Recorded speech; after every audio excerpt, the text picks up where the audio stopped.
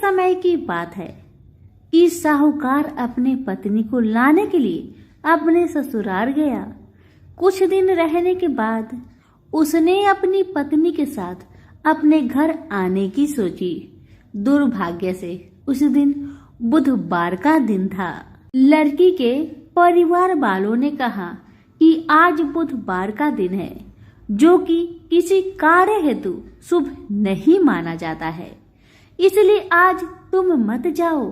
किंतु साहूकार ने किसी की एक ना मानी और पत्नी समेत अपने ससुराल से घर को प्रस्थान किया। रास्ते में साहूकार की पत्नी को प्यास लगी। उसने साहूकारनी से कहा, तुम बैलगाड़ी में ही बैठो, मैं पानी लेकर आता हूँ। जब वो पानी लेकर आया तो उसने देखा कि उसका शक्ल का एक आदमी उसके पत्नी के साथ बैठा है। तब उसने जाकर उस पुरुष से पूछा, तुम कौन हो? तब उसने कहा, मैं साहूकार हूँ। और फिर दोनों के बीच में झगड़ा शुरू हो गया और वहां लोग और कुछ सिपाही आ गए, जिन्होंने उस स्त्री से पूछा, तुम्हारा पति कौन है? तब वो इसका उत्तर न दे सकी और साहूकार अपने मन में कहने लगा कि ये प्रभु, कैसा लीला है आपका। तब आकाशवाणी हुई, अरे मूर्ख, आज बुधवार का दिन था, तभी तूने आज ही गमन किया। ये सब भगवान बुध देव के प्रकोप से हो रहा है, वो तुझसे रूठ गए हैं। तब साहूकार ने भगवान बुध देव से क्षमा याचना की और तब वो आकाशवाणी खत्म हो गई और इंसान के रूप में आए बुधदेव भी अदृश्य हो गए। और फिर साहूकार अपनी पत्नी संग घर गया और भगवान बुध देव की पूजा की। जो भी इस व्रत कथा को सुनता है उसको बुधवार की यात्रा करने का पाप नहीं लगता है। प्रेम से बोलिए बुध देव की जय हो। प्रेम से बोलिए गणेश जी महाराज की जय। एक समय की बात है, एक भाई बहन रहते थे। बहन का नियम था कि वह अपने भाई का चेहरा देखे ही खाना खाती थी। हर रोज वह सुबह उठती थी और जल्दी जल्दी सारा काम करके अपने भाई का मुंह देखने के लिए उसके घर जाती थी। एक दिन रास्ते में एक पीपल के नीचे गणेश जी की मूर्ति रखी थी। उसने भगवान के सामने हाथ जोड़कर कहा कि मेरे जैसा अमर सुहाग और मेरे जैसा अमर पिहर सबको दीजिए। यह कहकर वह आगे बढ़ जाती है। जंगल के झाड़ियों के कांटे उसके पैरों में चुभा करते जाते थे। एक दिन भाई के घर बहन पहुंची और भाई का मुख देखकर बैठ गई तो भाभी ने पूछा, पैरों में क्या हो गया है? यह सुनकर उसने भाभी को जवाब दिया कि रास्ते में जंगल के झाड़ियों के गिरे हुए कांटे पाँव में चुभ गए हैं। जब वह वापस अपने घर आ जाए तब भाभी ने अपने पति से कहा कि रास्ते को साफ करवा दो, आपकी बहन के पाँव में बहुत सारे कांटे चुभ गए हैं।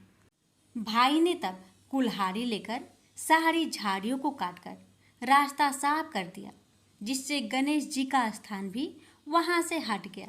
यह देखकर भगवान गुस्सा हो गए और उसके भाई के प्राण हर लिए।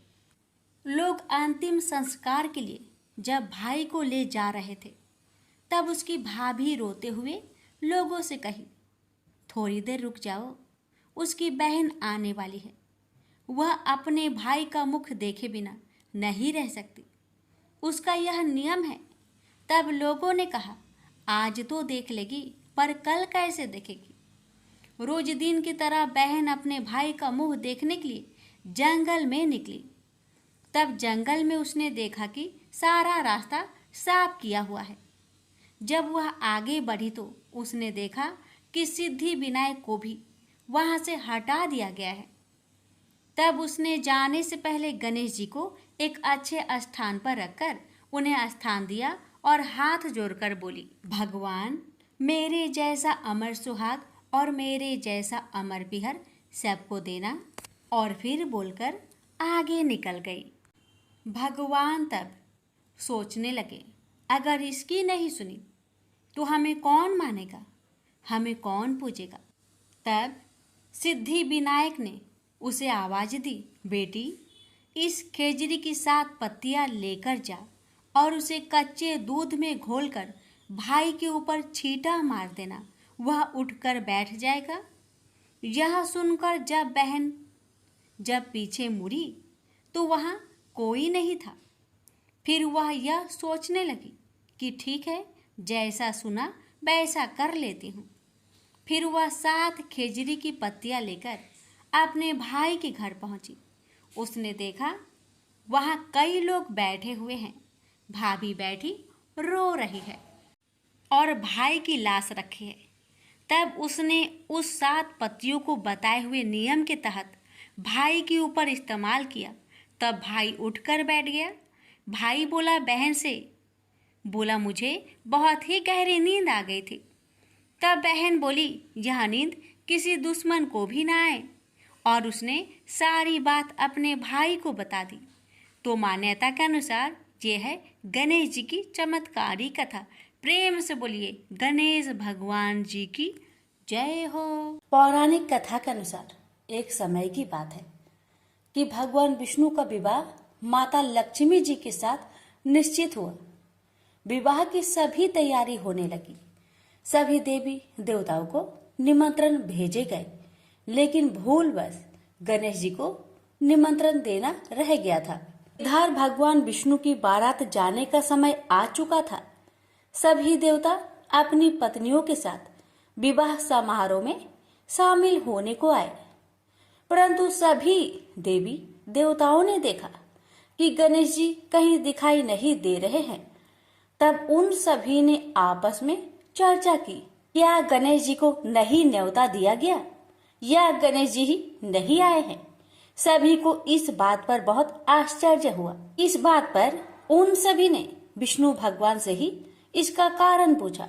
विष्णु भगवान से पूछने पर उन्होंने कहा कि हमने गणेश जी के पिता भोलेनाथ, महादेव और माता पार्वती को न्योता भेजा था। यदि गणेश जी अपने पिता के साथ आना चाहते तो आ जाते, अलग से उन्हें न्योता देने की कोई आवश्यकता भी नहीं थी। दूसरी बात यह है, उनको खाने में 1.25 मन मूंग, 1.25 मन चावल, 1.25 मन घी और 1.25 मन लड्डू का भोजन चाहिए। यदि गणेश जी नहीं आएंगे तो कोई बात नहीं, दूसरे के घर जाकर इतना सारा खाना पीना अच्छा भी नहीं लगता। इतना वार्ता कर ही रहे थे कि किसी एक ने सुझाव दिया, यदि गणेश जी आते तो उनको द्वारपाल बनाकर बैठा सकते थे कि आप घर की याद रखना। आप तो चूहे पर बैठकर धीरे धीरे चलोगे तो बारात में बहुत पीछे रह जाओगे। यह सुझाव सबको पसंद आ गया, तो फिर विष्णु भगवान ने भी अपनी सहमति दे दी। तब गणेश जी को निमंत्रण देकर आमंत्रित किया और उनको समझा बुझाकर घर की रखवाली करने को बैठा दिया गया। बारात चल दी। तब नारद जी ने देखा कि गणेश जी तो दरवाजे पर ही बैठे हुए हैं, तो वे गणेश जी के पास गए और रुकने का कारण पूछा।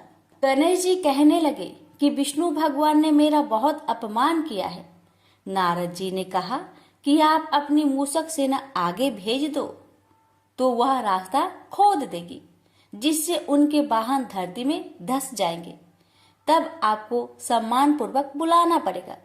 अब तो गणेश जी ने अपनी मूषक सेना को आदेश दिया, जाओ, और सेना ने जमीन पोली कर दी। जब बारात वहां से निकली तो रथों के पहिए धरती में धंसने लगी। आप कोशिश की परंतु पहिए नहीं निकले। सभी ने अपने अपने उपाय किए परंतु पहिए तो नहीं निकले, बल्कि जगह जगह से टूटने लगे। किसी को समझ में नहीं आ रहा था कि अब क्या किया जाए। तब तो नारद जी ने आकर कहा, आप लोगों ने गणेश जी का अपमान किया, जिस कारण यह विघ्न आ रहे हैं। यदि उन्हें मनाकर लाया जाए तो आपका कार्य सिद्ध हो सकता है और यह संकट टल सकता है। शंकर भगवान ने अपने दूत नंदी को भेजा और वे गणेश जी को लेकर आए। गणेश जी का आदर सम्मान के साथ पूजन किया गया। फिर रथ के पहिए निकलने लगे और यह संकट टल गया। अब रथ के पहिए निकल तो गए परंतु वे टूट फूट गए थे। तो उन्हें सुधारे कौन? पास के खेत में एक खाती काम कर रहा था। उसे बुलाया गया। खाती अपना कार्य करने से पहले श्री गणेशाय नमः कहकर गणेश जी की वंदना मन ही मन करने लगा। देखते ही देखते खाती ने सभी पहियों को ठीक कर दिया। तब खाती कहने लगा कि हे देवताओं, आपने सर्वप्रथम गणेश जी को नहीं मनाया होगा और न ही उनकी पूजन की होगी, इसलिए तो आपके साथ यह संकट आया है। मैं तो मूर्ख अज्ञानी हूँ, फिर भी पहले गणेश जी को पूजते हैं, उनका ध्यान करते हैं। आप लोग तो देवगण हैं, फिर भी आप गणेश जी को कैसे भूल गए? अब आप लोग भगवान श्री गणेश जी की जय बोलकर जाए तो आपके सब काम बन जाएंगे और कोई संकट भी नहीं आएगा। ऐसा कहते हुए बारात वहां से चल दी और विष्णु भगवान का लक्ष्मी जी के साथ विवाह संपन्न करा के सभी सकुशल घर लौट आए। हे गणेश जी महाराज, आपने विष्णु को जैसा कारज सरियो ऐसा कारज सबको सिद्ध करिजो। बोलिए गजानन भगवान की जय। बहुत समय पहले की बात है। किसी गांव के बाहर एक बरगद का पेड़ था, जिसके पास ही गणेश जी का एक छोटा सा मंदिर था। गांव में और मंदिर नहीं थे, इसलिए सब लोग इसी मंदिर में आकर पूजा किया करते थे। गांव में एक भिखारी भी रहता था। भीख मांगना ही उसका काम था। गांव छोटा सा था। भिखारी को काफी भीख नहीं मिलती थी, इसलिए यह और कोई उपाय न देखकर मंदिर के दरवाजे पर बैठने लगा। सोचने लगा कि लोग यहाँ धर्म करने आते हैं और नहीं तो सही पेट भरने लायक भीख तो मिल जाया करेगी। भिखारी दिन भर मंदिर के दरवाजे पर बैठा रहता और जब वहाँ किसी को आते देखता तो शिव शिव रटने लगता। इस तरह बेचारा दिन भर गणेश जी और शिव जी का नाम जपता रहता था, मगर शाम तक उसे भीख मिलती थी। फिर 2-4 मुट्ठी अन्न और कुछ फल मूल और कभी कभी 4-6 पैसे मिलते थे। हालांकि इतनी थोड़ी आमदनी से किसी की गुजर कैसे हो सकती है। फिर भिखारी को अपना ही नहीं बल्कि अपनी बेटी की भी चिंता करनी पड़ती थी। उसकी बेटी का नाम था कमला और वह बड़ी चतुर और बड़ी समझदार थी, मगर चतुराई और समझदारी से तो पेट की आग नहीं बुझती। उसे तो भोजन चाहिए, इसलिए कमला कभी कभी अपने बाप को भोजन पाने के लिए तंग करने लगती थी। उस वक्त भिखारी के दिल पर बड़ी चोट लगती। उसकी आंखें भर आती थी। वह चिंता के समुद्र में डूब उतरने लगता था।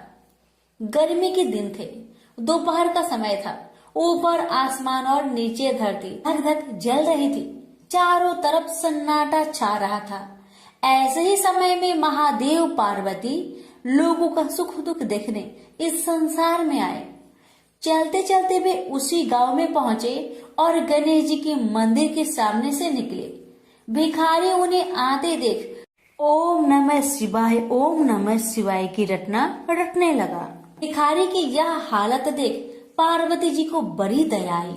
उन्होंने महादेव जी से कहा, भगवान इस भिखारी की तरफ भी तो देखिए, बेचारा कितना दुखी है। देखिए तो कितने प्रेम से आपका नाम जप रहा है और आप भगवान कितने कठोर है। आपको क्या इस भिखारी पर दया नहीं आई? मैंने सुना था कि लोग बड़े पापी हो गए हैं, वो देवताओं का पूजा नहीं करते, मगर नहीं, आज मुझे मालूम हुआ कि इसमें उनका कोई अपराध नहीं, सब तो देवताओं का अपराध ही है। आप इसी भिखारी को ले लीजिए। बेचारा को आपका नाम लेते लेते बरसों बीत गए, इतने पर भी अभागा पेट भर भोजन तक नहीं पाता।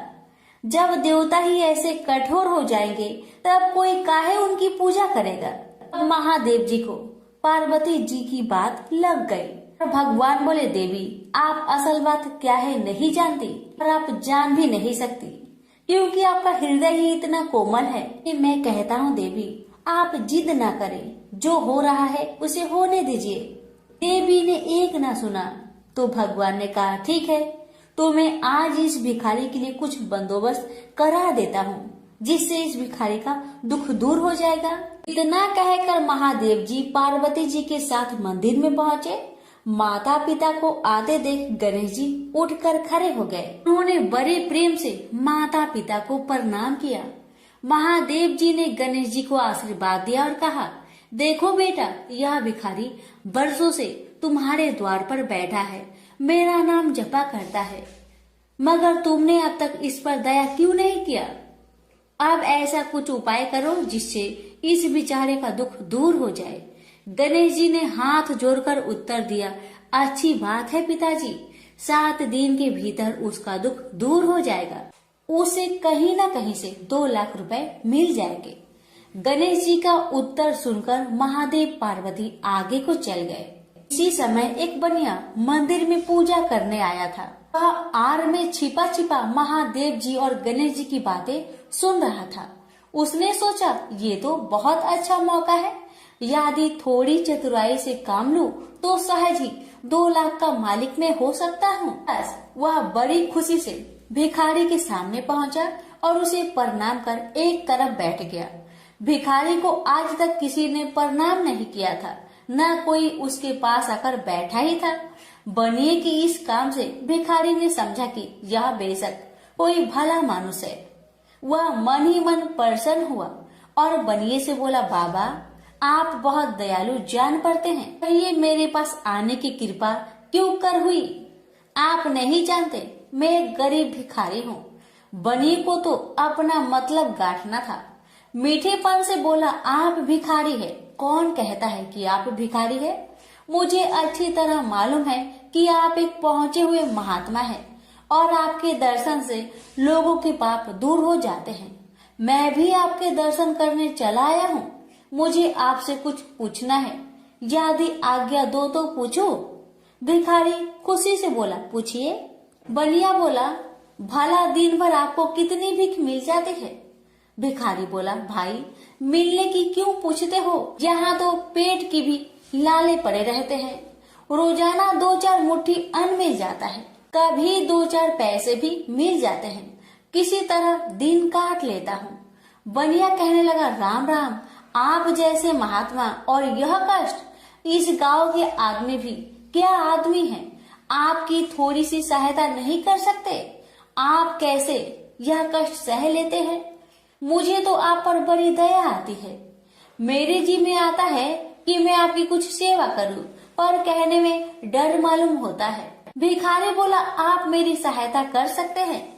अब बनिया हंसते हुए बोला, मेरी इतनी हैसियत कहाँ है जो आपकी कुछ सेवा कर सकूं, मगर एक बात है, आज से 7 दिन तक आपको जो कुछ भी मिले वह मुझे दे दीजिए, बदले में आपको मैं 100 रुपया दे दूंगा। 100 रुपये के नाम सुनते ही भिखारी मारे खुशी के उछल पड़ा। उसने सोचा, अगर 100 रुपये मिल जाए तो क्या कहना, यहाँ तो 7 दिन में 7 आने के सामान भी न मिले, तब तो 100 रुपये छोड़ देना सरासर बेवकूफी होगी, पूरा गधापन है। मगर इसी समय उसे लड़की की ख्याल आ गई। उसने सोचा, अगर मैं 100 रुपया लेकर घर पहुंचा और मेरी बिटिया रानी गुस्सा करने लगी तो पहले मैं उसकी सलाह ले लेता हूँ। बस यही विचार में आते ही उसने बनिए को जवाब दिया, आपने मुझ पर बड़ी कृपा की, मगर मैं अभी कुछ नहीं कह सकता, सोच विचार करके कल कहूँगा। जब बनिया चला गया तब भिखारी ने अपनी बिटिया को बुलाया और उससे सब हाल कह सुनाया। चतुर बिटिया कमला ने फौरन समझ गई कि इसमें जरूर कोई बनिए की शैतानी है। उसने पिता से कहा, बनिया बिना फायदे के क्यों 100 रुपये देने चला? खैर कोई बात नहीं पिताजी, मैं कल उस बनिए से बातें तय कर लूंगी, मगर आप बीच में कुछ ना बोलना। उधर बनिए का बुरा हाल था, रात भर उसके पेट में चूहे उछलते रहे। बड़ी मुश्किल से सवेरा हुआ, बनिए की जान में जान आई। वह हाथ मुंह धोते ही भिखारी के पास आ पहुंचा और छूटते ही बोला, क्या विचार किया आपने? कमला भी बनिए से निपटने को तैयार बैठी थी। बनिए की बात सुनते ही उसने जवाब दिया, सेठ जी, हम लोगों ने विचार किया, भला 100 रुपये में क्या होता है, इतना सस्ता सौदा होना मुश्किल है, माफ कीजिए। कमला का उत्तर सुनते ही बनिए पर मानो बिजली गिर पड़ी, और लाख रुपए की लालच छोड़ना भी कठिन था। वह 200 रुपए देने को राजी हो गया। अब तो कमला का संदेह और भी पक्की हो गया। वह समझ गई कि बनिया जरूर किसी भारी लाभ के लिए ही इतने रुपए देना चाहता है। उसने जवाब दिया, सेठ जी, इतना सस्ता सौदा और कहीं होता होगा? 100 दो, 100 या 1000 दो। 1000 में तो होता ही क्या है? जो चीज आप कौड़ियों में मोल खरीदना चाहते हैं वह लाख रुपए में भी सस्ती है। यह सुनकर बनिया बहुत घबराया, परंतु उसने अपनी कोशिश जारी रखी। मारे लोभ के वह अंधा हो रहा था। उसको लोभ का भूत सवार हो गया था। उसने 100 दो, 100 से बढ़कर अंत में 50,000 लगा दिए। अब कमला ने सोचा, इतने रुपए थोड़े नहीं होते। अब बिटिया कमला ने सोचा, इतने बड़े रकम को छोड़ना ठीक नहीं है। उसने बनिए से कहा, खैर आप नहीं मानते तो मैं ही आपकी बात मान लेती हूँ, मगर शर्त यह है कि रुपए अभी मिलने चाहिए। ये शर्तें मंजूर करने में बनिए को क्या उजर थी। वह खुशी खुशी घर लौटा। उसने सोचा 50,000 रुपए देकर 1 लाख लेना कुछ बुरा नहीं है। 2 लाख न सही 1.5 लाख मालिक तो बन ही जाऊंगा। आहा, मेरी तकदीर भी कितनी चोखी है। साथ ही दिन में 50,000 का लाभ हो गया। उसने घर आते ही भिखारी के पास 50,000 रुपए भेज दिए। अब बनिया हर रोज भिखारी के पास आता और उसकी दिन भर की भीख घर ले आता। इस तरह 6 दिन बीत गए। अब तो बनिए को बड़ी फिक्र हुई। 7वें दिन वह फिर गणेश जी के मंदिर में पहुंचा। उसने देखा कि आज फिर महादेव पार्वती मंदिर में पधारे हैं। बस वह दीवार से कान सटा उनकी बातें सुनने लगा, मगर यह क्या, उसका कान दीवार में चिपक गया। उसने कान छुड़ाने की बहुत कोशिश की, पर कान टसमस न हुआ। तब वह दाहिने हाथ की सहायता से कान छुड़ाने लगा। इतने में हाथ भी दीवार में चिपक गया। इधर महादेव जी ने गणेश जी से पूछा, बेटा इस भिखारी के लिए कुछ इंतजाम हुआ है?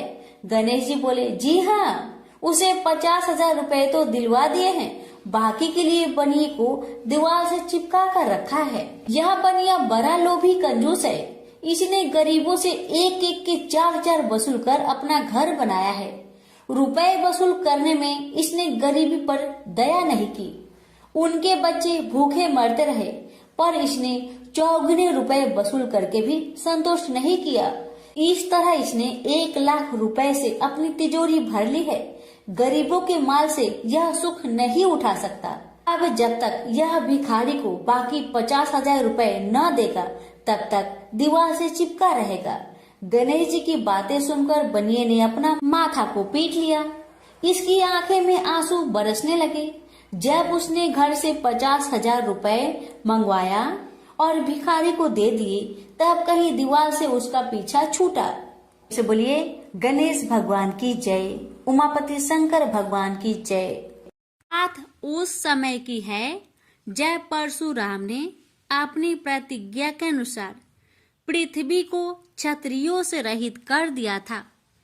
तब वे अपने गुरु भूतनाथ के चरणों में प्रणाम करने और गुरु पत्नी अम्बा तथा उनके नारायण तुल्य दोनों गुरु पुत्र कार्तिकेय और गणनायक को देखने की लालसा से कैलाश पहुंचे। वहां उन्होंने अत्यंत अद्भुत कैलाशपुरी का दर्शन किया। अपने गुरु की उस दिव्य पुरी के दर्शन कर उनका नंदन आनंद विभोर हो गए। फिर उन्होंने शिव का 15 योजन ऊंचा और 4 योजन विस्तृत अत्यंत सुंदर आश्रम देखा। परशुराम वहां सबसे मिले और उन्होंने सबसे बात की। इसके बाद वे नंदीकेश्वर से आज्ञा प्राप्त कर प्रसन्नता पूर्वक आश्रम के भीतर प्रविष्ट हुए। कुछ ही आगे जाने पर महातपस्वी परशुराम ने बहुमूल्य रत्नों से निर्मित सैकड़ों मंदिर देखे। उन्होंने वहां का भीतरी द्वार देखा, जो नाना प्रकार की चित्रकारी से चित्रित तथा हीरे मोतियों की गुथी हुई मालाओं से अत्यंत शोभ्यमान था। परशुराम ने द्वार के बाएं भाग में अपने गुरु पुत्र कार्तिकेय को देखा, पर दाहिने ओर पार्वती नंदन गणेश तथा शिव पार्वती का अवलोकन किया। वे वहां रत्नाभरण भूषित बहुमूल्य रत्नों से बने सिंहासनों पर आसीन थे। परशुराम सबसे मिलते और प्रेम पूर्वक बात करते हुए प्रसन्नचित चित्त से आगे बढ़े ही थे कि गणेश ने उन्हें देखकर कहा, शूलपाणी इस समय शयन कर रहे हैं। मैं उन परम प्रभु की आज्ञा प्राप्त कर तत्काल तुम्हें साथ ले चलूंगा। बस इतनी देर रुक जाओ। परशुराम ने गणेश के सम्मुख खड़े खड़े उत्तर दिया, बंधुवर, मैं अपने गुरु शिव व माता पार्वती के दर्शन करना चाहता हूँ। मैं उनके चरणों में प्रणाम कर अभी लौट जाऊंगा। गणेश ने उन्हें अनेक प्रकार से समझाते हुए कहा, इस समय भूतेश्वर शिव एवं माता पार्वती अंतःपुर में है, अतएव अभी आपको वहां नहीं जाना चाहिए। परम गुरुदेव शिव एवं माता पार्वती के चरण कमलों के दर्शन करने का मेरा सहज अधिकार है। परशुराम अपने आग्रह पर दृढ़ थे, किंतु गणेश उन्हें अत्यंत विनय पूर्वक समझाते रहे। मैं तो परम पिता शिव एवं माता पार्वती के दर्शनार्थ जाऊंगा ही। यह कहकर परशुराम आगे बढ़ना ही चाहते थे कि गणेश ने उन्हें रोक दिया। 21 बार पृथ्वी को क्षत्रियों से रहित करने वाले भृगु नंदन कुपित हो गए और उनका गणेश से विवाद ही नहीं हुआ, हाथापाई भी होने लगी। कुमार कार्तिकेय ने उन्हें समझाने का प्रयास किया, किंतु क्रोध परशुराम ने उन्हें धक्का दे दिया, जिससे वह गिर गए। शिव पुत्र गणेश ने उठकर परशुराम की उद्दंडता के लिए उनकी भर्त्सना की, तो क्रोध परशुराम ने अपना तीक्ष्ण परशु उठा लिया। तब गणेश ने अपनी सूंड बढ़ाकर उन्हें उसमें लपेट लिया और घुमाने लगे। गणेश की सूंड में लिपटे परशुराम सर्वथा असहाय और निरुपाय थे। गणेश के योग बल से परशुराम स्तंभित रह गए। गणेश ने परशुराम को सप्तद्वीप, सप्त पर्वत, सप्त सागर, भूलोक, स्वर्गलोक, जनलोक, ध्रुवलोक, गौरीलोक और शंभुलोक में घुमाते हुए समुद्र में फेंक दिया। परशुराम समुद्र में तैरने लगे तो निरामयी गणनाथ ने उन्हें पुनः अपनी सूंड में उठा लिया और घुमाते हुए बैकुंठ धाम दिखाकर गोलोक धाम का दर्शन करा दिया। वहां परशुराम ने मंद मंद मुस्कुराते हुए बंसी विभूषित नव नीरद श्री कृष्ण के साथ रासवेड़ी राधा का दर्शन किया, तो वे बार बार उनके मंगलमयी चरण कमलों में प्रणाम करने लगे। कुछ देर बाद परशुराम सचेत होकर पृथ्वी पर गिर पड़े। समय उनका प्रतिवादी मुख स्तंभ गणेश जी द्वारा किया हुआ स्तंभन भी दूर हो गया। तब उन्होंने अपने अभीष्ट देवता श्री कृष्ण के जगत गुरु शिव द्वारा प्रदत्त परम दुर्लभ स्रोत एवं कवच का स्मरण किया और संपूर्ण शक्ति से सूर्य की प्रभा के तुल्य तीक्ष्णतम अपने परशु से गौरी नंदन पर प्रहार कर दिया। गणेश ने अपने परम पूज्य पिता के अमोघ अस्त्र का सम्मान करने के लिए उसे अपने बाएं दांत से पकड़ लिया। शिव शक्ति के प्रभाव से वह तेजस्वी परशु गणेश के बाएं दांत को समूल काट कर पुनः रेणु का पुत्र परशुराम के हाथ में लौट आया। गणेश का दांत टूटते ही भयानक गर्जना हुई और रक्त का फवारा फूट पड़ा।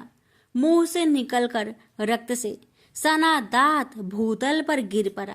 उस समय धरित्री कांप उठी।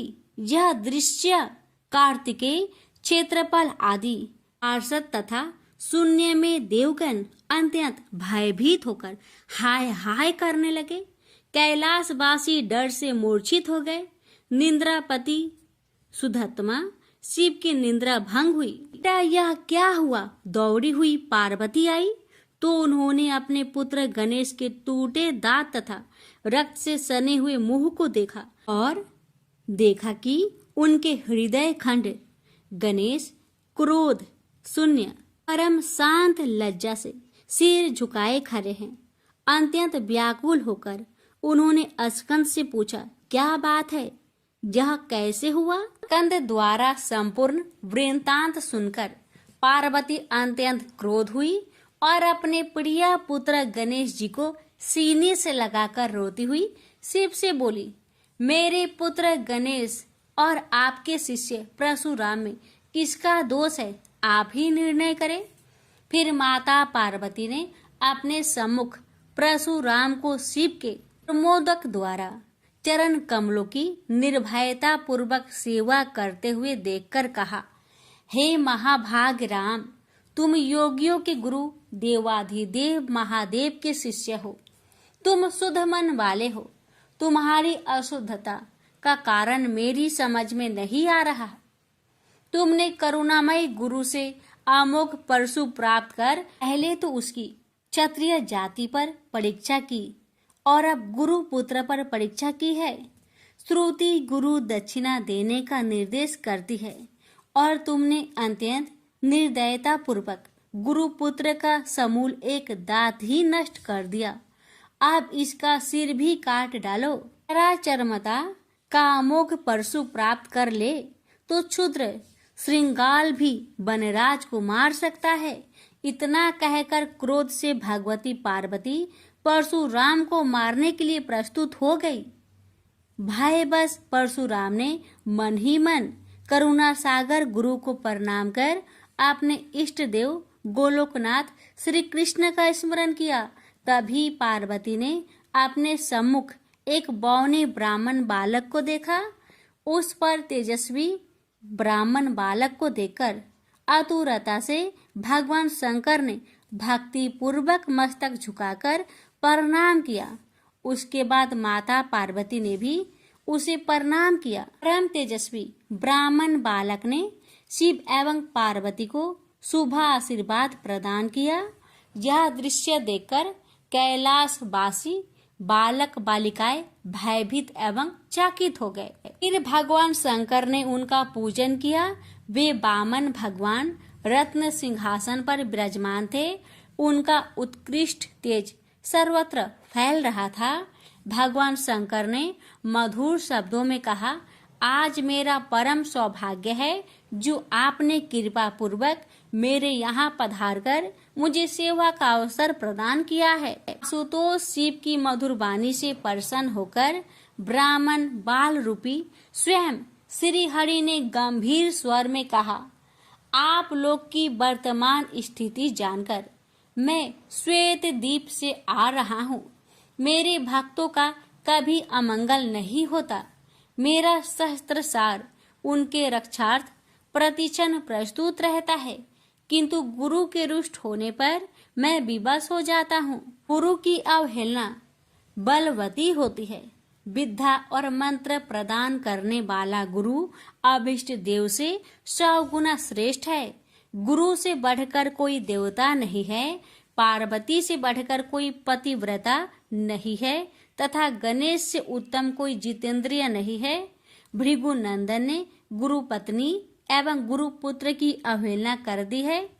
उसी का मार्जन करने के लिए मैं यहाँ उपस्थित हुआ हूँ। श्री हरि ने भगवान शंकर के बाद भगवती पार्वती से कहा, तुम जग जननी हो। तुम्हारे लिए गणेश, कार्तिकेय और परशुराम भी पुत्र तुल्य है। इन परशुराम ने स्नेह के प्रति शिव और तुम्हारे मन में भेद नहीं है। आता एवं जो उचित समझो करो। देव बड़ा प्रबल होता है। बालकों का यह विवाद तो देव दोष से ही घटित हुआ है। तुम्हारे इस प्रिय पुत्र का एक दंत नाम वेदों में प्रसिद्ध है। फिर श्री हरि ने परशुराम से कहा, राम, तुमने क्रोधवश शिवा पुत्र गणेश का दांत तोड़कर अनुचित किया है। इस कारण तुम निश्चय ही अपराधी हो। ये सर्वशक्ति स्वरूपा पार्वती प्रकृति से परे और निर्गुण है। श्री कृष्ण भी इन्हीं की शक्ति से शक्तिशाली हुए हैं। ये समस्त देवताओं की जननी है। तुम इनकी स्तुति कर इन्हें संतुष्ट करो। इतना कहकर श्री हरि बैकुंठ के लिए प्रस्थान कर गए। परशुराम ने भी स्नान कर शुद्ध वस्त्र धारण कर लिए। वह हाथ जोड़कर गुरुदेव के चरणों में प्रणाम कर सिर झुकाए जगजननी गौरी का स्तवन करने लगे। भक्तवर परशुराम के संपूर्ण अंग पुलकित थे और उनके नेत्र से अश्रु प्रवाहित हो रहे थे। इस प्रकार करुण प्रार्थना करते हुए अंत में परशुराम ने कहा, जगजननी रक्षा करो, मेरे अपराध को क्षमा कर दो। भला कहीं बच्चे के अपराध करने से माता कुपित होती है। यह कहकर परशुराम ने माता पार्वती के चरणों में प्रणाम कर अत्यंत दुखी होकर रोने लगे। परशुराम की करुण प्रार्थना से करुणामयी पार्वती का हृदय द्रवित हो गया। उन्होंने प्रीति पूर्वक परशुराम को अभय दान देते हुए कहा, बेटा अब शांत हो जाओ। आशुतोष के अनुग्रह से तुम्हारी सर्वत्र विजय हो। सर्वतरात्मा श्री हरि तुम पर सदा प्रसन्न रहे। गुरुदेव शिव में तुम्हारी भक्ति सुदृढ़ रहे। तुम अमर हो जाओ। इसी प्रकार दयामयी पार्वती ने परशुराम को आशीर्वाद दिया और वे अपने अंतपुर में चली गई। उस समय वहां श्री भगवान के मंगल नाम का उच्च घोष होने लगा। फिर परशुराम ने एक दंत गणेश का स्तवन किया और गंधे, पुष्प, धूप, दीप एवं तुलसी रहित नैवेद्य आदि से लंबोदर की प्रीति पूर्वक पूजा की।